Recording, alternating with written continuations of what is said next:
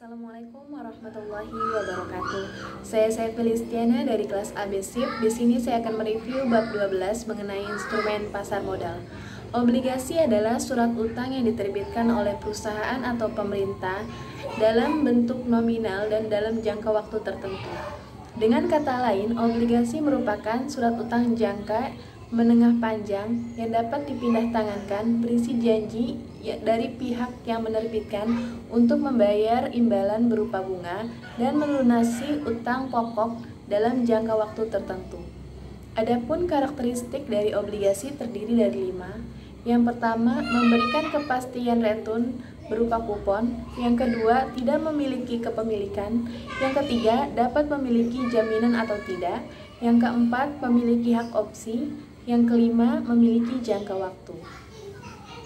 Sampai saat ini, terdapat beberapa efek bersifat utang yang tercatat di bursa, antara lain, pertama, obligasi korporasi, yaitu obligasi yang diterbitkan oleh perusahaan swasta, nasional termasuk BUMN maupun BUMD.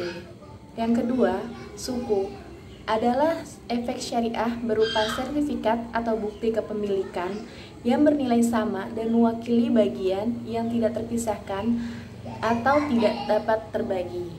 Yang ketiga, surat berharga negara (SBN) merupakan surat berharga negara yang terdiri dari surat utang negara dan surat berharga syariah negara. Yang keempat, efek beragun aset atau EBA adalah efek bersifat utang yang diterbitkan dengan underlying aset sebagai dasar penerbitan. Selanjutnya, keuntungan membeli efek bersifat utang. Berikut adalah keuntungan membeli efek bersifat utang antara lain. Yang pertama, mendapatkan kupon atau fee atau nisbah secara periodik dari efek bersifat utang yang dibeli. Pada umumnya, tingkat kupon atau fee atau nisbah berada di atas bunga Bank Indonesia BI Rate. Yang kedua, memperoleh capital gain dari penjualan efek bersifat utang di pasar sekunder. Yang ketiga, memiliki risiko yang relatif lebih rendah dibandingkan instrumen lain seperti saham, di mana pergerakan harga saham lebih berfluktuatif dibanding harga efek bersifat utang. Pada efek bersifat utang yang diterbitkan oleh pemerintah dapat dikatakan sebagai instrumen yang bebas risiko. Yang keempat, banyak pilihan seri efek bersifat utang yang dapat dipilih oleh investor di pasar sekunder.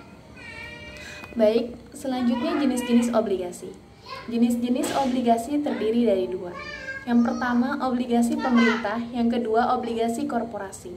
Obligasi pemerintah adalah obligasi dalam bentuk surat utang negara yang diterbitkan oleh pemerintah Republik Indonesia, yang terdiri dari 2. Yang pertama, obligasi pemerintah pusat. Yang kedua, obligasi pemerintah daerah. Selanjutnya, korporasi. Korporasi yaitu obligasi berupa surat utang yang diterbitkan oleh korporasi Indonesia, baik BUMN maupun korporasi lainnya. Beberapa istilah terkait obligasi. Yang pertama, nilai nominal adalah nilai pokok dari suatu obligasi yang akan diterima oleh pemegang obligasi pada saat obligasi tersebut jatuh tempo. Yang kedua, kupon adalah nilai bunga yang diterima pemegang obligasi secara berkala. Kelaziman pembayaran kupon obligasi adalah setiap 3 atau 6 bulan. Yang ketiga, jatuh tempo adalah tanggal di mana pemegang obligasi akan mendapatkan pembayaran kembali pokok atau nilai nominal obligasi yang dimilikinya. Periode jatuh tempo obligasi bervariasi mulai dari 365 hari sampai dengan di atas 5 tahun. Yang keempat, obligasi yang akan jatuh tempo dalam waktu 1 tahun akan lebih mudah untuk diprediksi, sehingga memiliki resiko yang lebih kecil dibanding dengan obligasi yang memiliki periode jatuh tempo waktu 5 tahun.